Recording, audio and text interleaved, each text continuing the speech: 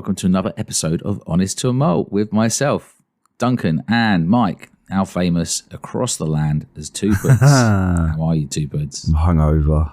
I am hungover. You look terrible. Yeah, throw in lack of sleep plus booze. Don't try and pin it down to anything other than your wild night out. Don't try and put it on. Don't try and claim it. I'm blaming Isla. It's nothing to do with the baby. It's because you went out and got absolutely smashed last night. I went out. In, I assume in London. Yeah, it was in Highbury and Islington. I was out. And out. What were you up to then? So my good pal Jack from Jack's Meat Shack. Go and check him out for all your barbecue needs, lessons, tips, cooking recipes, etc., etc. Had a little sort freebie. Of makes sense. Yeah, you got a freebie. Jack, to rather than like if it was Jack from Fiona's Meat Shack, that would make less sense. Well, he might work there. You never know. He doesn't. He doesn't know. It's his Meat Shack. So yeah, he had a little freebie to the Black Axe Man Gal in Highbury and Islington, which is like a little restaurant, and Jameson's flew him over, the owner, to experience Black Barrel, and he said, where does he live usually then, if he's been flown over? Islington. So they flew him to Ireland. I'm giving you a bit of a backstory. You're looking at me confused. So they flew into Ireland, gave him a distillery tour. Now. He got shown around by the head cooper at Middleton. And then he cooked the Middleton Cooper lunch on the beach and stuff, and then just got absolutely battered in the thing. Were you in Ireland last night, or were you in Islington? So he had that experience, and then they gave him a shed load of Black Barrel and said, look, can you start doing a bit of cooking? Right. Influence it with the whiskey and stuff. So, yeah, that was what it was. It was whiskey-infused kind of food. And then lots and lots and lots of Black Barrel in straight and cocktails with a few beers. So, yeah, I'm not going to lie. I feel awful. And I'm a barely functioning human. At the best of times, I'm not great today. But, well, it's good, though. So thank you to Jameson's for letting me tag along. The guys, they were actually really cool that were out touring. So, I'll big up the podcast to them. So hopefully we get a couple more listeners, but we'll see. Did they have any cask strength Black Barrel? Or was it all just the normal, unfortunately, which arguably I preferred. I didn't really like the cask strength, weirdly, when I tried it. I've only tried it once. Right. And it could have been something I'd eaten, but it just didn't click, you know what I mean? It just wasn't my flavour. Tell me what's your flavour.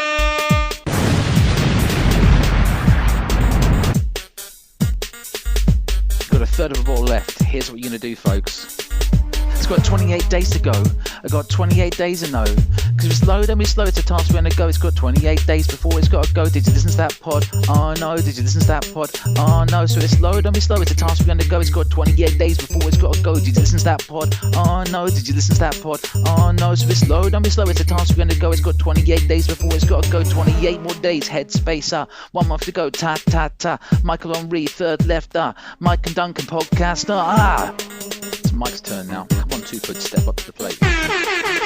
We'll see if you can pull your socks up enough to march way through an episode today. So, Mike, what's the name of the episode called? So we are episode 33 off the top of my head, which I think is correct. And it's Tell Me What's Your Flavour. Dropped a little hint. Tell me what's your flavour. Tell me what's your flavour. Ooh. Bit of Craig David. Classic. Yeah. What a tune. So we're going to be... What a tune. What a tune. A tune so good he had to leave and go to America. Yeah. That could have been other reasons. So today we've just done a Tour Vague tasting. So we're going to talk about that, about what's been in our glass. I saw a couple of things that was online. Mike might want to talk about him pretending to be is it Daniel Day-Lewis in Gangs in New York. There's no pretending, mate. Slaughtering cows. There's no Not pretending. one for the vegans. Yeah. And then the most important subject of the day, we're going to get stuck into sort of style categories in whiskey. Wine manages it. Whiskey seems to not manage it. And it means that's why when you go into a whiskey shop, people don't go in and go, tell me what your dry whites are, or tell me what your aromatic whites are. They go in and go, I love a whiskey. I have no idea what whiskey I want. Yeah. They drink this. Can you suggest anything? Yeah. I mean, that's It's so difficult. Yeah. Yeah. It's a very good point, and it was a very good topic. I did chuckle when you sent it. Yeah, it feels poignant, right? So, what has been in your glass? Assuming this evening, So right? this evening has been some Torravig, and we can say that Torravig. correctly because we met Stu Dick, who told us how to say it. Big up, Stu Dick. Big up, Stu Dick. And yeah, Mohawk. He had a mohawk. Oh, I was like, Didn't he? I didn't think that was one of the. Sure, I he had a didn't think we mohawk. had a Torravig Mohawk, although they should release that. There's definitely. Some people used to call them Mohicans, but they're not. That's a type of people. Yeah. It's Mohawks. Apparently, there was only one left, from what I remember. Yeah. I would love to make a film called The Last of the Mohawks. It's just the last person on the planet Earth with a mohawk. You could do like a sort of People trying to Naked hunt Gun them down. version of it. Leslie Nielsen back from the not dead. Is he dead? think he's I dead. don't know. Is he back from the right? Leslie Nielsen back from the dead, starring in Last of the Mohawks. Yeah. Yeah, amazing. Oh. Yeah. Yeah, so Torravig tasting. Alright, You were involved. What do you reckon? Yeah, so I guess we can collectively do what's been in our glass today. I was really impressed. There was 5 whiskies in total, so many thanks to Steve from Steve Rush. Whiskey Wire / Steve Rush, from Whiskey Wire / Tweet Tastings, the home of Tweet Tastings online. So this Torravig, they also own Mossburn, and so there was the Alt Glean. Yep. Both the 46%, but And also the heavy hitter. Yes. bat strength, which is magnificent. And then there was the Mossburn Speyside blended malt. I'm never going to pronounce this one correctly. Castile Seamus. Seamus. Yeah. I don't know. And then there was like another blended malt which was finished in Foursquare, right? Which is Like a bit of rum. some sort of cask collaboration, which is sort of rummy. So my 3 favourites by far were the Torravig batch strength, which was like sweetie peaty magic. It was just That can go on their advert. vanilla. Duncan from Creek. Honest and It Malt. was- Sweetie Pea Magic. Just done. Sweetie peaty magic, That's mate. your- Get it down, you. You go into a bar. I want something Sweetie Pea and Magic. I got just a dram for Sweet you. pea magic. I've got just a dram for you. Hey. Yeah, it was like vanilla, kind of like custard creams and sort of vanilla-y pie type stuff, and then the peat was coming through, and there was some fruit in there. Really I well obviously have to look at balanced. my notes. Well, yeah, I mean, it was more the way it came through in layers, and then it just kind of, the peat just built up and kept building and building and building. And I thought that some sort of black hole was forming in my mouth. Honestly, it just kept growing and growing and growing. It was, it's a good dram, top dram. Yeah, that's really good. That Yeah, one. because I'd bought the normal strength before a couple of times, a fair few. Right. Really, really nice dram, and that, just oosh, big Oosh. oosh of a. I don't know how much does that one cost. Can't remember.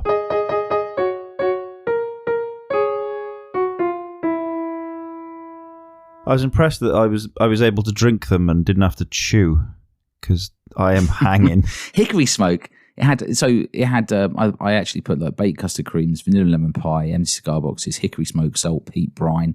That was all on the nose, and then it was kind of like sort of boiled ham. Also, Barbecue vibes, It man. also got this kind of like raspberry swirl ice cream like type note immediately, and then it just completely disappears, and all that stuff takes over. Yeah. And then on the palate, I got like, it was like oily, heavy medicinal peat, crumbly vanilla cheesecake, charred pineapple, salted almonds, roasted potatoes. Seriously. Because I got quite a lot of potato starch duck in fat? the Orglean. I don't know. I didn't get any gravy. So it was really good. So that was probably one of the highlights. What was your highlight of the 5? Oh, same. that one or Bat something strength. else? Like, just mega. Like I said, Well, I don't think that was my favourite. That was my second favourite. My favourite was the rum finish one. oh, no. I really was seriously impressed with that one. I'm trying to see what the prices were. I'm not looking. We can look at it. It must be about, that one must be about sort of 70-ish quid, the one we just mentioned. And then the rum one was giving me like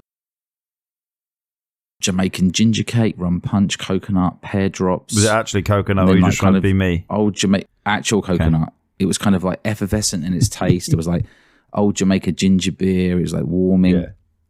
It was really good, and it was like sweet, but because it was like a rum sweetness, it wasn't like artificially sweet. You know, it was like Proper palm like sugar. kind of like Jamaican fruit. Yeah, rum fruits. Yeah, it was really, really top stuff, and I've put that down on my watch list. Yeah, It's a good lineup. and now I'm drinking just their blended malt. Go on. Is it the 12-year-old Yeah. one, or is it non-age statement? It was 12, wasn't it? I'd have to. Oh, is it the Spade Bourbon, did you say? The rum one was 12 years old, right? So Oh, no, I don't think there was the an blended age. Yeah. malt, I'd have to check. I don't think it's. I'm not sure if that was an age statement. I think it was just a batch. I don't think Anyway. there's an age statement on it, but anyway, buttery, doughy, chocolate chip cookies, butter heavy crumble, orange oils, a bit of rose water, slight funk. In fact, all of the Mossburns had a slight funk on them in some ways. Yeah. So, you know, I mean, somehow they've managed to get that in there, maybe through the storage and the casks, right, like you'd expect. So it made them all a bit more interesting, really, you know. Yeah, it's decent. I think that Mossburn is not one that I've really looked at, although I have tried before. And now thinking about it, whenever I've tried it before, I've really enjoyed it. So maybe it's just that I'm just being looking at the bottles and not thinking, oh, you know, that's Well, maybe you're just not cool linking enough it label. to... I don't know. I just think that maybe it needed a flight like that to really to sort of cut through to me. Do you know what I mean? To cut you deep. Yeah, to cut me deep. Anyway, those three are excellent. I think the blended malt was like 40 quid or maybe slightly under. It's excellent value for money. Yeah. Yeah. So what have you been up to this week? What's been up your arse? Anything in particular? Any positivity coming at you or negative? Now when I get ill, like post-COVID, I no longer get actually ill. I'm just back to like being a normal human being who just feels a bit tired temporarily. Yeah. So that's the most positive thing. And now when I get ill, I'm just like grateful. I'm like, At least it's not COVID. thank goodness, like my actual immune system is working and fighting stuff off. That's probably my most positive thing. There's no football at the moment, proper football anyway, because Premier League's off. It's that kind of rubbish. Other than that, calf's open. It's all Calf's good. back. Yeah, get out and about. Calf's back.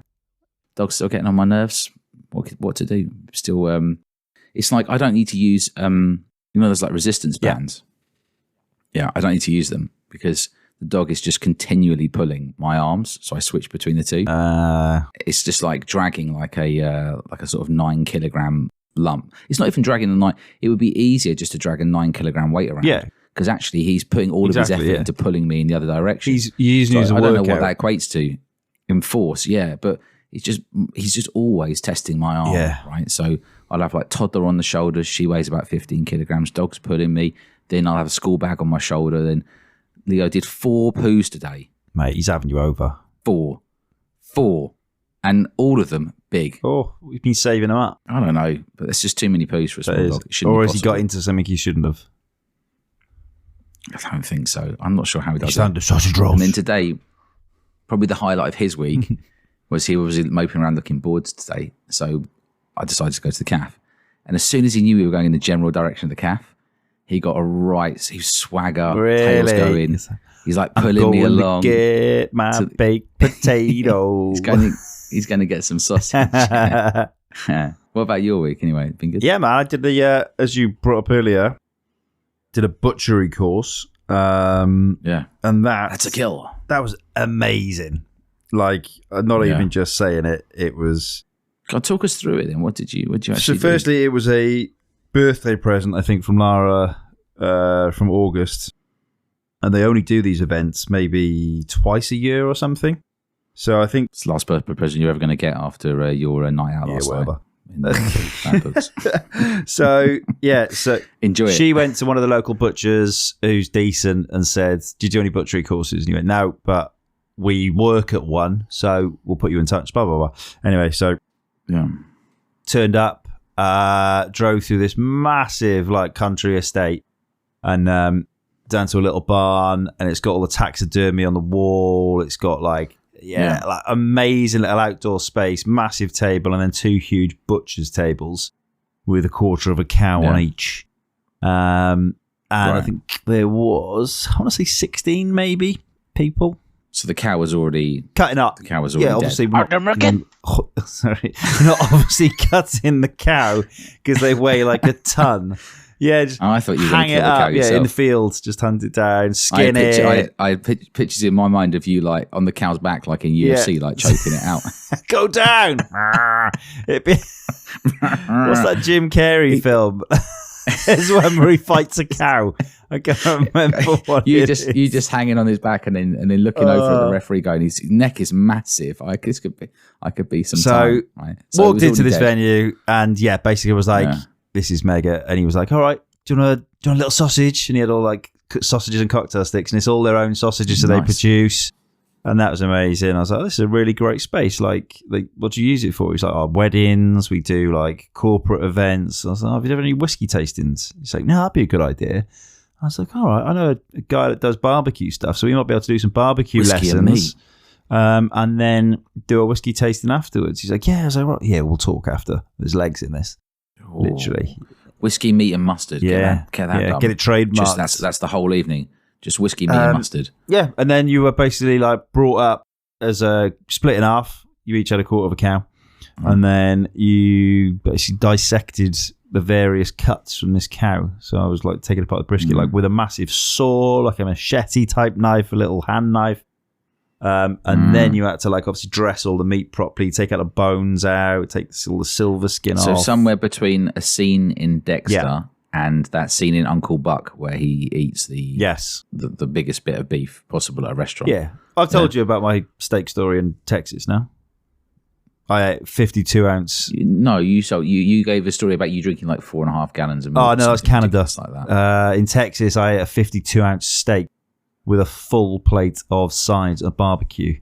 And what is 52 ounces? So a normal steak's about 12. Can you? So it's like about five steaks with a load of sides and a load of beer. You say that, mate. Literally the beer's not easy. Hang on, I didn't say the beer was the easy. meat, even the meat. Yeah. Did I say the beer was? Yeah, meat's easy. No, we'll see. I went into a meat coma. No. I had to.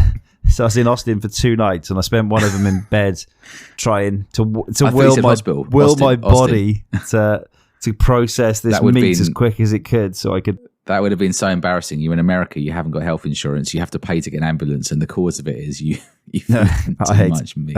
The rear end of a cow, which I actually did. I ate the rear end of a cow on Saturday when I went. What did you learn from this butchery course? Talk us through what did you learn? So essentially, how all the various cuts are used, the ones that are like thrown into mince and stuff, how everything is used. What would make good things for chilies, what makes good burgers, and I'm now also telling you how to use the meat cuts. And then sort of how to move your way around the various like bones and cartilage and stuff, and how to separate and find the seams within the meat and things. So right, it's one more for our zombie apocalypse. It's another check in my book. I reckon I could now take down a cow and go for it. The longest part would be you taking the cow down, trying to choke it out. Look at the neck. Look at the neck on that one. He's going to be there for a while. Yeah. Anyway, there was that sounds a really load good. of red wine. We cooked the steaks and stuff that we'd cut off. So we had a really nice meal and stuff, and that was through Kentfield Country Estate and H.W. Coldbreath Butchers. So highly recommend that. Check them out. Like I said, they're only twice a year. We had people from London that had come down for like the day and stuff to do it. So people had come from far and wide. Luckily, it's only 10 minutes from my door, so decent. And they do a venison one as well. So I'm tempted to go and do that. And I think you actually go out and do a bit of like hunting and get to do the full job. Get your bow and arrow out. Yeah, or just a pen. Yeah. Just a pen and an aggressive concentration. Are we expecting like some sort of YouTube montage, montage of you just on the backs of like animals, and then commentators online commentating on your videos, just saying, if you look at his grip there on his back around his neck, he doesn't have the arm strength. He's not locked in deep. It's unbelievable a squirrel can take that human level of weight. Did you see how the deer there got its leg in between the arm? It's never gonna get him that way. I saw something online this week posted. I'd have to look up who it was that posted it. But it just brought something to my attention that I wasn't even sure was a thing. So I made a note of it to bring it up with you, Mike. So in America,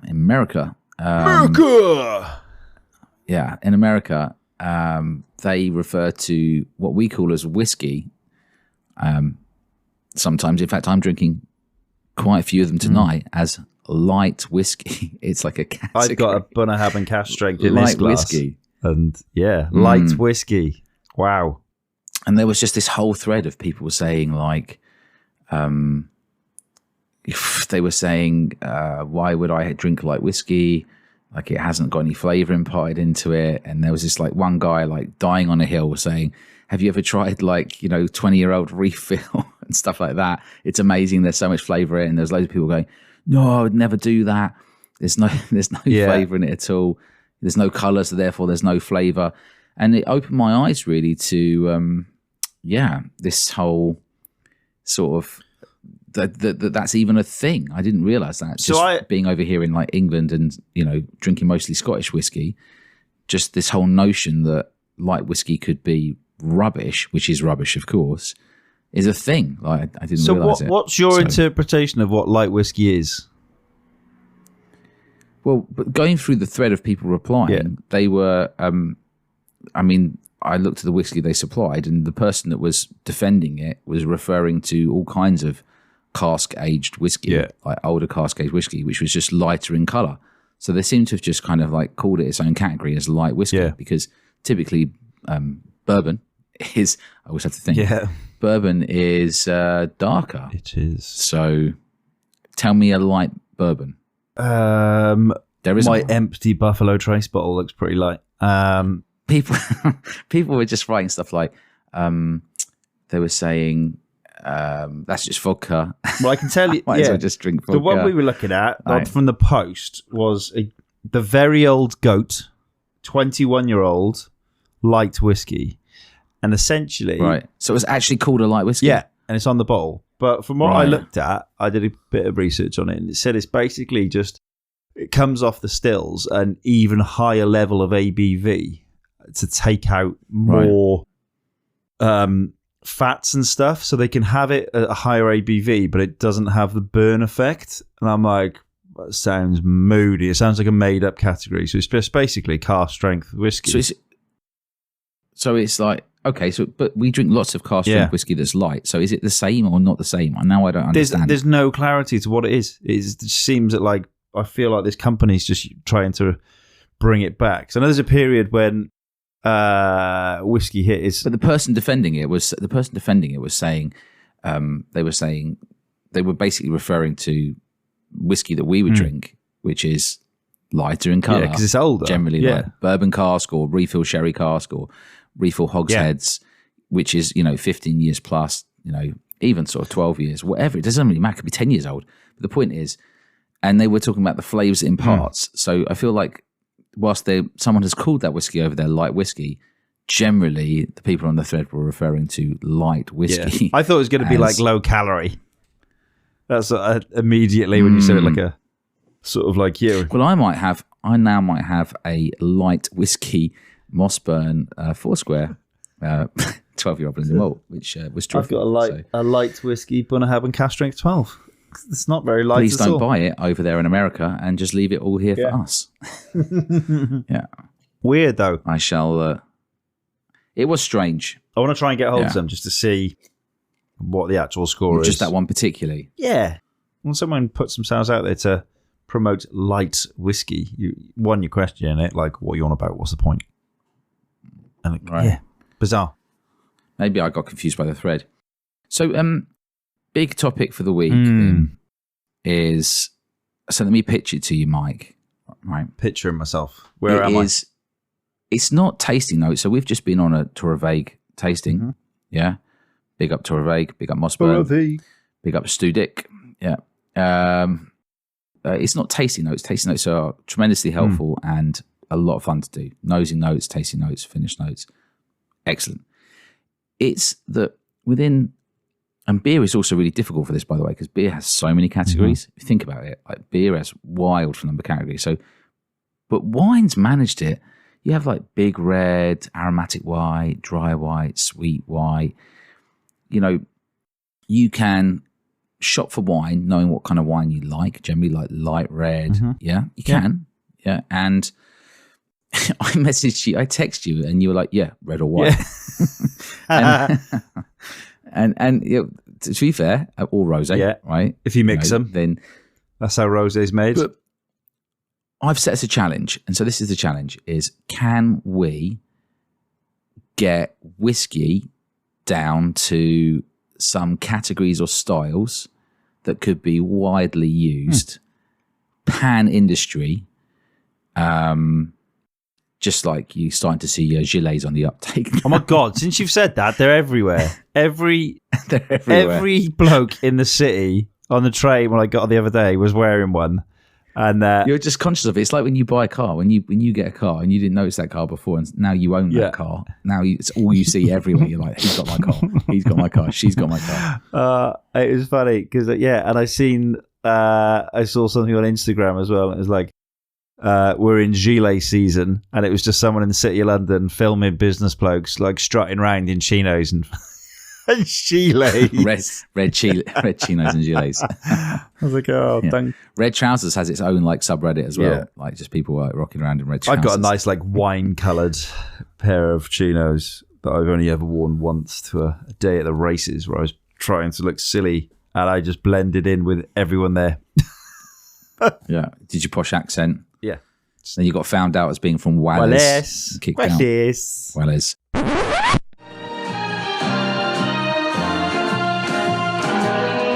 Say tomatin, and I say tomatin. You say tamarin, and I say tomatin. Tomatin, it'll like oh, let's call the whole thing off. So let's start here then. I thought I'd look at a couple of the biggest retailers to see how they categorize things. So let's start with Whiskey Exchange. So they've got elegant and floral, fresh fruit and vanilla, dried fruit and nut, malt and honey, rich fruit and spice, peat and fruit, maritime and smoky, rich and peaty. Yeah. Now, this is different to SMWS, which is the Scotch Malt Whisky Society. Young and sprightly, sweet, fruity and mellow, spicy and dry, spicy and sweet, deep, rich and dried fruits, old and dignified, light and delicate. Juicy oak and vanilla, oily and coastal, lightly peated and heavily peated. So already there's total variance between the two. So that didn't help me. No. I just went through that and went, like, now that doesn't help. That's too many categories, right? Like if I'm sort of new into whiskey. So first thing is maybe it's just too complicated in whiskey, but let's have a go. I think the only thing that could make it complicated is smoke.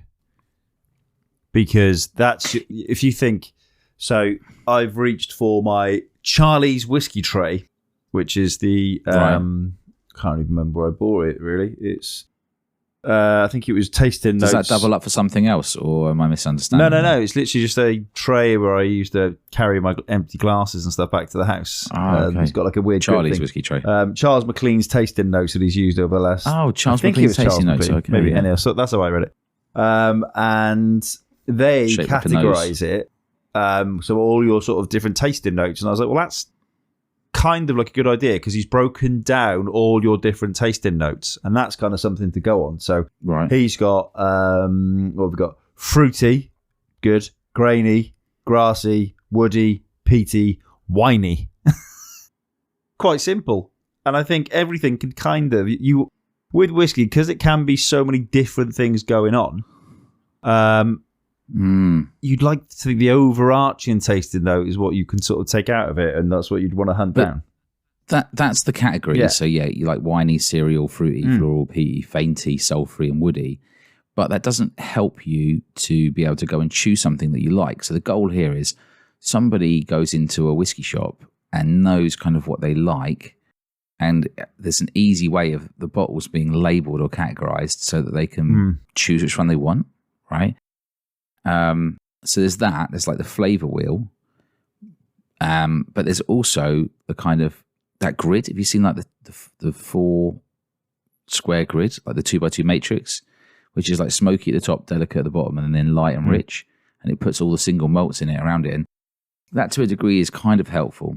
So when I looked at is what are the different aspects of what you find in a whiskey, right?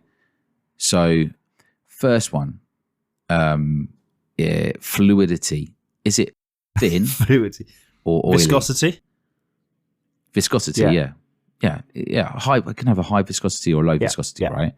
So then you've got like salty. Is it salty? Yes or no? It's obviously like a degree, but like people talk about coastiness. Generally, it's like brininess and saltiness, isn't it? And then you've got like peatiness. No peat through to like heavy peat, and then you've got like smokiness, because peat and smoke are different. Yep, aren't they? I mean, it's not the same. Like you can.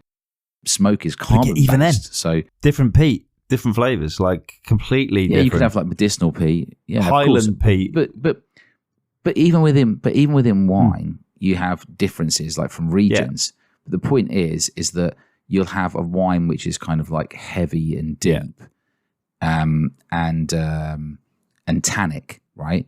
And you could be from different regions and be totally different, but it's still the kind of wine that you like. And so this is kind of the point. If you're really into like heavy peat.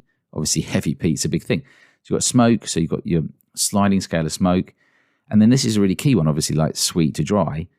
So, and I feel like no one ever says medium. No one ever talks about balanced, like medium whiskey. It's either like it's sweet or I suppose, it's like you only dry, mentioned the extreme. A lot of my favourite whiskies are just balanced. They're like in the middle. They're like sweet and sweet to dry, right? They're like medium, like which in wine would be like Chablis, right? Or something like that. Or Chablis. Don't know. Chablis. Thanks, Mike. So then you got like spicy. Is it spicy? Yes or no? Then is it like full bodied or is it delicate? Then you've got like, is it fruity? And fruity could be anything. Could be like orchard fruits, tropical fruits, stone fruits, citric, red fruits. Oh my goodness me! So many types of fruits. And then is it savory? Is it like vegetal? Is it herbal? Is it like sulfury? And then you got like floral, not floral. And then you got like cereally versus not cereally. Is it like meaty, starchy, porridgey, bready, or is it not? Cereal, citrus, and malt. then you've still got, then you've got the woodiness. You've got like vanilla, caramel, coffee, ginger. And then you've got like, oh my days, the wininess coming through. It just goes on and on and on. So I start to see why it's so difficult to get it down, right? To some sort of categories. Like it is actually really quite hard. Yeah. And maybe that's why it's so impossible to buy whiskey, right? And this, when you don't know anything about it. And that's the thing, they sell it on region style, don't they? But there is no region style. I think there maybe was at some point when there was, yeah, definitely a bit of that's gone. Yeah. Like necessarily now, if I had a smoky Highland, I wouldn't necessarily be surprised because they do some amazing That's things. why people gravitate towards Campbelltown because it still has such a strong identity. And that's why people still love Islay so much because, again, it has a really strong identity, mostly, right? You've just got some rogues, but generally, if you're getting a peated Islay whiskey, you kind of know what you're going to get, right? Yeah. If you're getting a Campbelltown whiskey, you're going to get that kind of punch in the Campbelltown face. funk.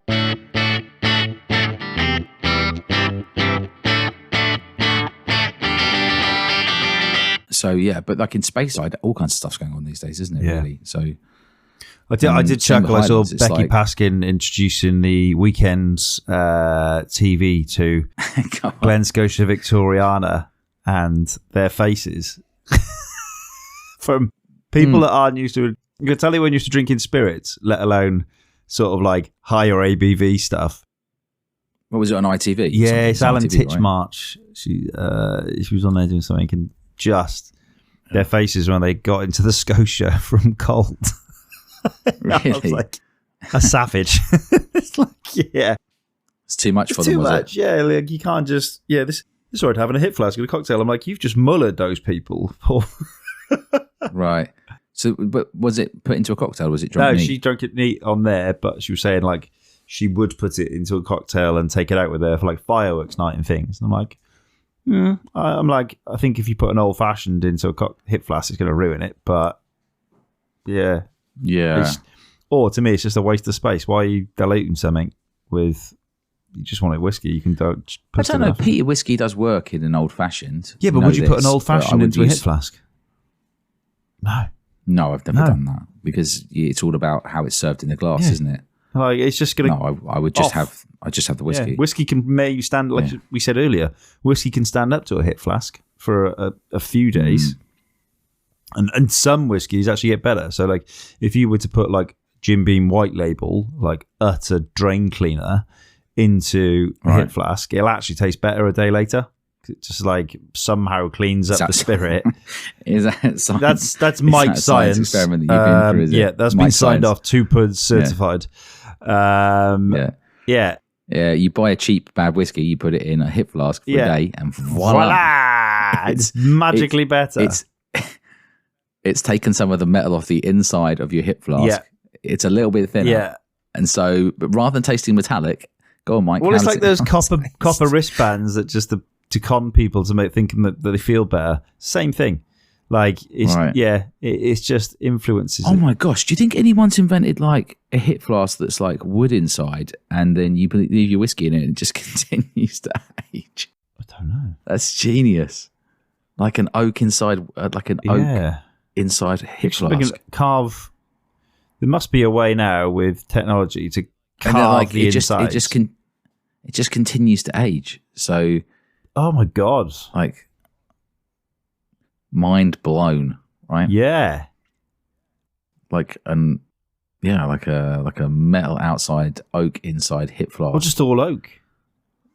Yeah, just all oak. Yeah, could do. Yeah, be heavy though. Yeah. Whereas if it was like partially metal, partially oak. What's that hardwood in your pocket? Yeah. Hey, your right arm's looking mightily impressive these days. Yeah, I've been drinking out of my oak hip flask. It's surprising. I like how we've gone. Oh, what a good idea to reverse technology a few thousand years before using metal. Let's take that out of the equation and go back to eating from like. I mean, people just put bits of wood in there. Anyway, point is, digress. So back on track with the flavor styles. So I started to actually have a look at it. Is it seems impossible, but in reality, most people are drinking a small percentage of the flavor profile of whiskey all of the time, right? And then you've got all this stuff like on the peripheral, haven't you? So it feels to me like the key things are like sweet, medium, dry, fruity or aromatic, right? I.e. aromatic can be many things like basically savory, vegetal, etc., right? Then you've got like smooth, tannic, sour, and then you've got unpeated, peated or smoky, yeah? Woody or winey, light or full, thin or oily. So when you start to bring it down to those things, it's easier to be able to put like a label on a whiskey and say, this is a sweet, fruity, smooth, unpeated whiskey. Boom, right? Or this is a dry, aromatic, smoky whiskey. Boom. Yeah. This is a full-bodied, woody, oily, fruity whiskey. Boom. It's possible. It's not easy. It is. But it's possible, right? And there's like a few things that really stand out. And then beyond that, everything else is just chaos. Tasting notes and chaos, yeah. Whereas like you look at the categories in wine, you've got like sparkling light white, full body white, aromatic sweet white, rosé light red, medium red, full big red, dessert white. It's just clear categories. But in where whiskey. would one of my favourite flavours fit in? Which is that's interesting. So if we take a whiskey, what would we categorise it as? Go on. But I'm thinking like a flavour I love, and I used to do geology in school, and when you crack limestone open, you get like rock dust. That smell, rock dust, and it's unique and it's amazing. Actually, you find it in a lot of like coastal whiskies. Weirdly, I'm like, where's rock dust coming on there? But it's not always coastal. That's what I mean. Yeah, but that's a particular, like that's a particular tasting note, but it's also a flavour note you get in like wine. You could still write, but volcanic. you can still write that on the. But you can still write that on the back of the bottle. Yeah. Still put tasting. This isn't to replace tasting notes. This is about you go into a store and how they categorize whiskies. If you go into any retail store, they're categorized by region. I want rock dust. Right. If you go on the rock dust section, if you go online to like any of these retail stores, again, they're categorized by like region, or they're categorized by like country. And I feel like you should be able to go on and say, tick like a couple of boxes and say you want a sweet, peaty, winey whiskey, which is... Stop whining! Whining, oily, and then boom. Yeah. Oh, we got Leo. He's coming to make his cameo this week. Just stands there and smashes his paws on the floor. I think there's a fly around, so game on. He'll be looking about 10 minutes to where the fly was last. He's so slow. Nothing has more lag than Leo. He's in a different time zone to everything else. He's on Leo time. Yeah, so I feel like it would be possible to come up with some, like basically some like, okay, what do you call them? Like style or like labels, categories. It's got to be style, I suppose. Something to make it, and then to build them out. Like you like tick a couple, or you like they have a couple of labels. That's it. I'm not saying it's easy. I'm saying it's possible. Maybe. Yeah. What do you think? I think I think it's a good idea, but can you imagine like the amount of money that whiskey companies pay marketeers to make their products sound different and unique, and you're like, strip it. I know, but it's like I'm talking about retailers. Where does retailers have to sell the stuff, right? Yeah, I suppose. So look, Billy Basic like Waitrose shelf. If you have a conversation with anybody and they don't like, okay, so anyone that's tried thousands of whiskies, right? Fine, we know what we know what we like, right? And we know what you're going to get from different regions and areas, but anyone that doesn't know too much about whiskey, again, you see them walk into a whiskey store and they're just like, but and part of the reason that and then you'll ask them, well, what does I'm buying a gift for somebody. Okay. Well, what do they like? And they'll go, the reason they go, is because there's no indication on the bottle that it is, and I quote myself again, a sweet, smooth, unpeated, wine cask driven whiskey, right? It's not, because it's not clear, they don't know. They'll just go the brand or the region or whatever, or they'll say, and so that person that's drinking the whiskey often even doesn't know to be able to communicate to their other half what type of whiskey they even like, right? I think that would work definitely on a retail level. Oh, competition! Last night, man, I had a chat with someone, the head chef at this restaurant, and he was like, yeah, I love Irish whiskey, just hate Scotch. I was like, how can you hate Scotch if you like Irish whiskey? It's too peaty. I went, well, it hasn't got all peat. He goes, yes, it has. I was like, no. Little Padawan, let me take you on a journey. I just bored him for about 40 minutes as he was trying to host an event. Yeah. Did you make sure that you boxed him in so he couldn't leave? Absolutely. There was me or the exit. He wasn't leaving his own restaurant to You just positioned yourself where you couldn't get away. Like that would have been a prime example is to go, well, you've got these like dry, fruity, blah, blah, blah. And it would have just gone, oh, okay. Yeah. Very simple.